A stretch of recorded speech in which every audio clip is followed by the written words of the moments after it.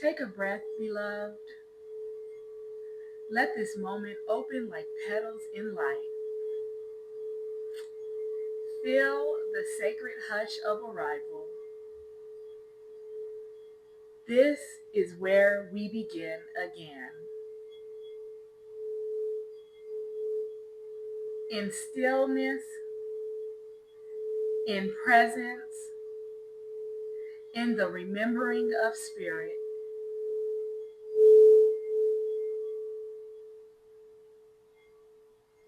There is no need to rush. What comes through this voice comes from a place beyond effort. It flows from what has been received in stillness and rooted in the sacred soil of experience.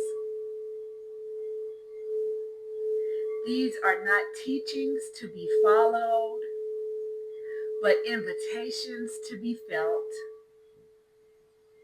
Let them meet you where you are.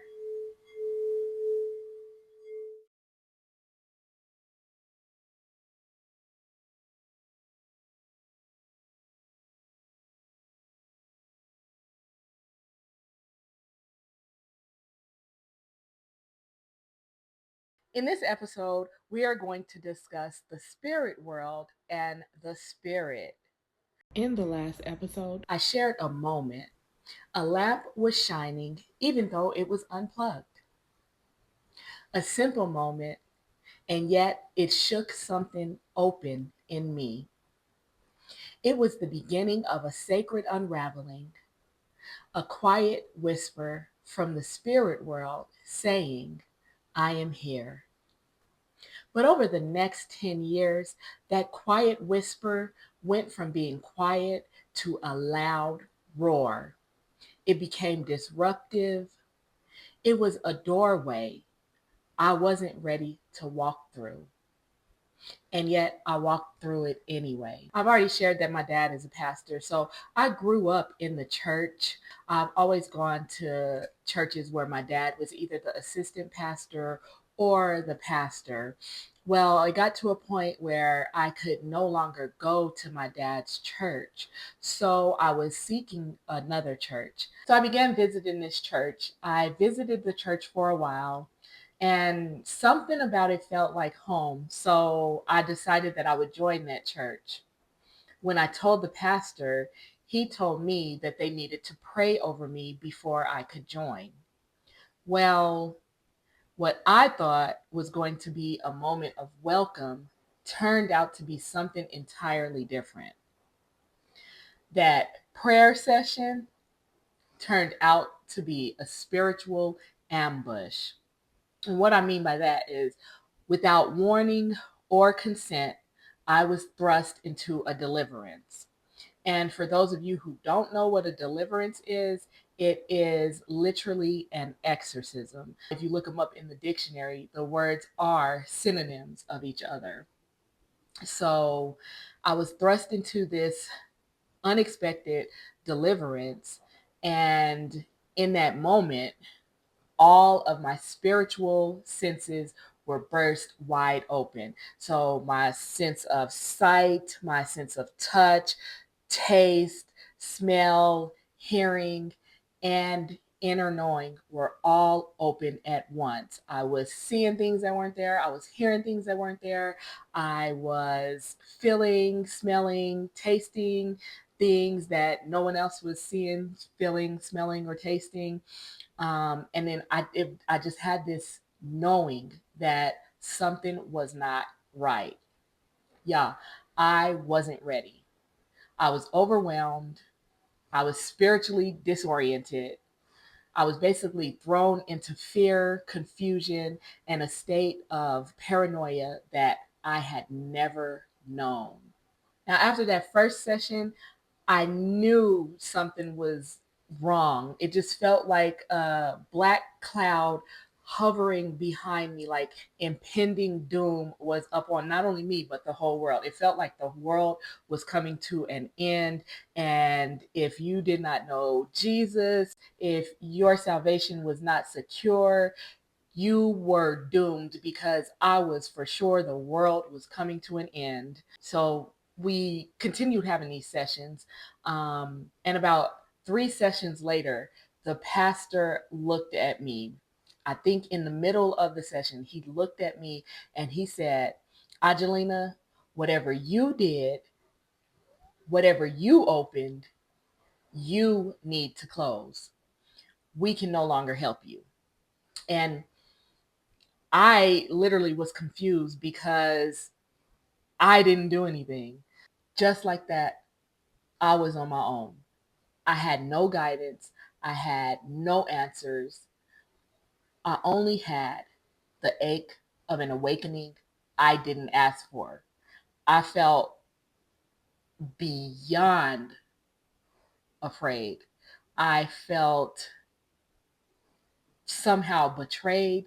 I felt somehow tricked because I went in for prayer and I came out holding Pandora's box wide open, and I wasn't the one that opened it.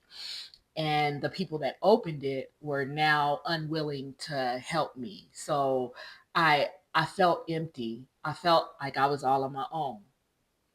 But in that emptiness, something deeper began. I had no choice but to look inward. I had no choice but to lean on the only thing I knew. I knew Jesus was the answer.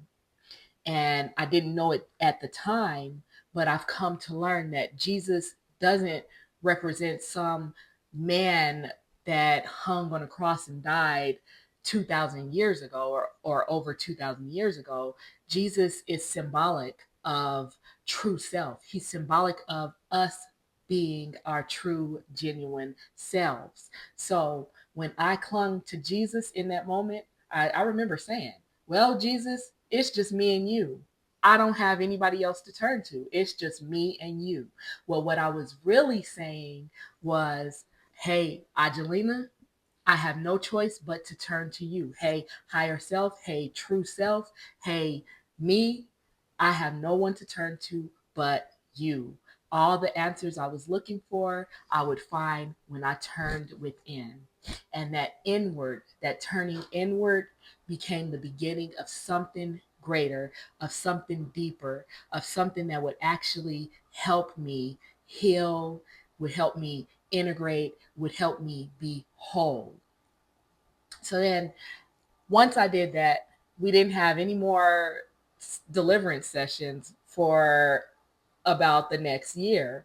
So in that next year, though, I became very active in the church. But even though I was active in the church, I became even more active in my inner life, y'all. I did the only thing I knew how to do. I had worship music playing 24/7. I was praying like I had never prayed before. I read the Bible more than I had ever read the Bible in my whole life.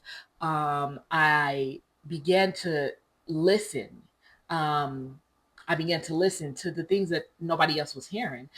I began to meditate. I began to determine what was me and what wasn't me. Um, and that inward turn helped me to just realize that all of it was spirit. All of it was the spirit world. And I was beginning to learn the spirit world. I was beginning to learn about myself. So in that year, I searched for what the church couldn't explain. I cried, I journaled, I fasted, I I stopped pretending to be okay, really. It got to a point where I couldn't do that anymore. I could no longer be like, I'm okay. I could no longer wear a fake smile while I was crying on the inside. I could no longer sit in church as if everything was hunky dory, as if God was miraculously taking care of me, because that just wasn't the truth. That was not what was going on. Now, I am grateful because I had every blessing. All of my needs were taken care of. At the time, I was a surrogate. So I had good money coming in. Yet I remember telling the pastor, I have all of my bills taken care of for the next 9 months. Yet I'm worried about how I'm going to pay my bills on that 10th month. I had no rest. I had no peace. I was always worried about the future or stuck in my regrets of the past. In that year, I stopped pretending. I stopped pretending like everything was okay. I stopped pretending like I was not worried about the future or ruminating over past events, how I coulda, shoulda, woulda did something differently. And I started listening. I started listening. Then, after that year of praying, I felt like I was finally ready for true deliverance. So one day I went to the deliverance minister and I said, I'm ready. I'm ready for this deliverance session. I'm ready to have another one. This time I agreed. So that was what was different. I agreed. I wasn't afraid, and I knew it was time. Then during this session, Spirit came. Spirit came not as doctrine or a voice from the pulpit, but as Jesus. And I don't mean the church Jesus, like, I mean the real Jesus. His presence was pure love. It was like nothing I had ever felt before. It was like a million kisses just on my soul all at once. It was a love that erased every doubt, every fear, every wound. It was a love that needs no type of explanation. Like, in that moment, I knew I was not broken, I was being reborn, and spirit had never left me. Now, the spirit world is not a distant place. It is not above us, it is not beyond us. It is the deepest within. It is the invisible realm of essence, where all things begin before they take form. The world of origin, of vibration, of divine presence. We often think of spirit as something to seek, but spirit is not something we find, it is something we remember. You return to it and you live from it. We really do think that spirit is something that we seek, that we find outside of ourselves. When I shared the story about how I found Jesus, or how Jesus came in that deliverance session, what I was really saying, because Jesus is a representation of spirit. Jesus is symbolic of spirit. Jesus is symbolic of our true selves. When we are genuine, when we are authentic, when we are living in the moment, just being who we are meant to be, that's spirit. So we think that that's something to find outside of us, but spirit is within us. When we talk about the kingdom of heaven, when we talk about hell, those are vibrations. That's spirit. So spirit can be either heaven or it can be hell. It's what you make of it, because it's inside of you. The kingdom of heaven is found within. The only way to get to spirit is looking within yourself. You are the only way that you can get to spirit and that spirit world. Spirit is not outside of you. It is the breath behind your breath, the voice behind your voice, the witness behind your thoughts. It is not something you add to your life. It is the truth that has always been there, waiting to be honored. The spirit world holds this truth. It is the field in which your soul knows it belongs. It is where prayers rise, even when no words are spoken. It is where presence lives, even when you feel lost. Another thing about spirit world and about spirit that I believe we often get mistaken is we think that there are separate spirits, that we each have an individual spirit, that there are all of these spirits existing all at once. Well, while that may seem true, I believe that spirit is oneness. And if spirit is oneness, there can be no separation. So that means we all have the same one spirit. Let me make it make a little more sense. Let's look at an egg. When you look at an egg, there are 5 parts to an egg. Most of us see the 3 blatant parts of the egg, the shell, the egg white, and the yolk. But there are 2 almost invisible parts of the egg that we don't really pay attention to or necessarily see. So when you look at the egg, you can begin to see the symbolism there of spirit, mind, and body. Well, with the egg, that outer shell represents the body or the physical. And then you have the egg yolk, which represents the mind or the soul. And last, you have the egg white, which represents spirit. So then when you crack an egg open, you see all 3 parts. You have the shell that's cracked open, you have the egg white, and then you have the yolk. And if you crack the shell open in such a way that you don't break that yolk, you can see the film that's holding that yolk together. It's a thin film that becomes the 4th part of the egg, which is symbolic of the veil that covers our mind or that keeps us from remembering spirit, or that part that separates us from spirit. So that separates our mind or our soul from spirit, which is the egg white.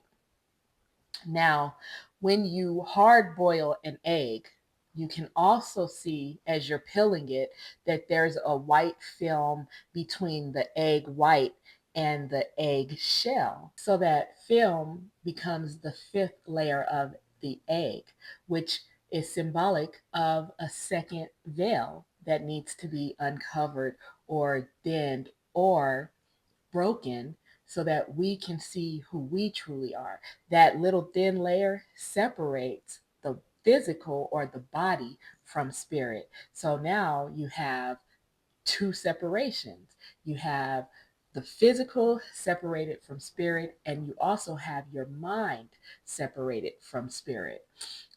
So I want to focus on that egg white. That egg white is symbolic of spirit, and it's not different for each different egg. It's the same egg white. Now, what happens when we crack multiple eggs in a bowl? Now, if you crack multiple eggs in a bowl and you do it in such a way that you don't break that yolk, you can see that the yolks stay separate, but that egg white mixes together. If we were eggs and we were cracked in a bowl in such a way that our yolk, our mind, was not broken, we would all be engulfed in the same spirit, the same egg white. And so that egg white is representative of spirit, which lets me know that we all share the same spirit. So when we look at the egg and the components, we can see that that spirit is something that's inside us. Although it is not physically here with us, it is something that we can connect back to. The spirit world is something we can connect to through inward searching, through remembering who we are and where we come from, and then living from that place of wholeness. Now, what happens when we forget spirit? What happens when we live totally in the physical world, unaware of spirit, unaware of the spirit world? Well, when we forget, we chase, we hustle, we seek validation from the world of form. We try to fill the ache of separation with noise, with things, with striving. And y'all, that is what I did my whole life. I had forgotten who I was. Y'all, I had forgot that I was a spiritual being having a human experience. And I began to chase validation, mainly from my family and close friends. I remember one time I was either telling that pastor or I was telling one of my therapists. I can't remember, but I remember one time telling him, just give me the rules, give me a playbook, give me the list of what I'm supposed to do, and I will do it. Y'all, I was an overachiever. I graduated at the top of my class. I was second graduating in high school. I graduated from college with high honors.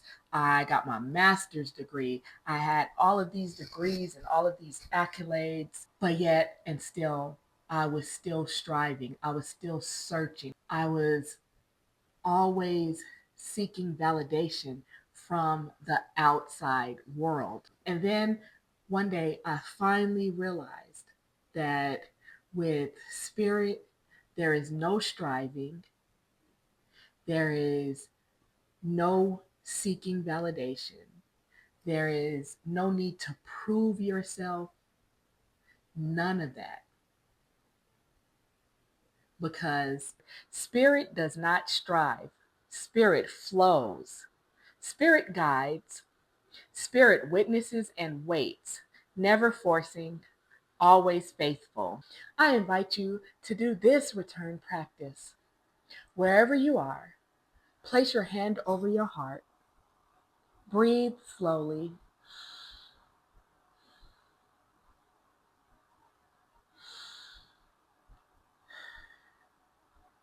say within, I am not separate, I am spirit in form. Spirit lives here. Let those words soften something. Let them call you home. Now, I want to give you some journaling invitations that you can do throughout this week as you meditate on what we've discussed. What opened your awareness to spirit for the first time? Was it gentle, disruptive, or something in between? What beliefs about spirit or the spirit world are you ready to unlearn? What does it feel like in your body when you remember that spirit is not separate from you? Let yourself write from that space. If Jesus or spirit itself were to meet you today, what would you want to ask? What might be spoken back? Take this garden reminder. The spirit world is not above the clouds. It is the soil that grows unseen roots. It is the silence under the noise. It is the knowing behind the forgetting. When you pause to breathe, to listen, to pray, you are not reaching up. You are opening inward. You are spirit. You always have been. As you walk through your day, May you know that Spirit walks with you, not as something separate, but as your deepest truth. May your eyes see from that place of love, and may your breath remind you Spirit is not far, it is the breath behind breath, and it is with you now.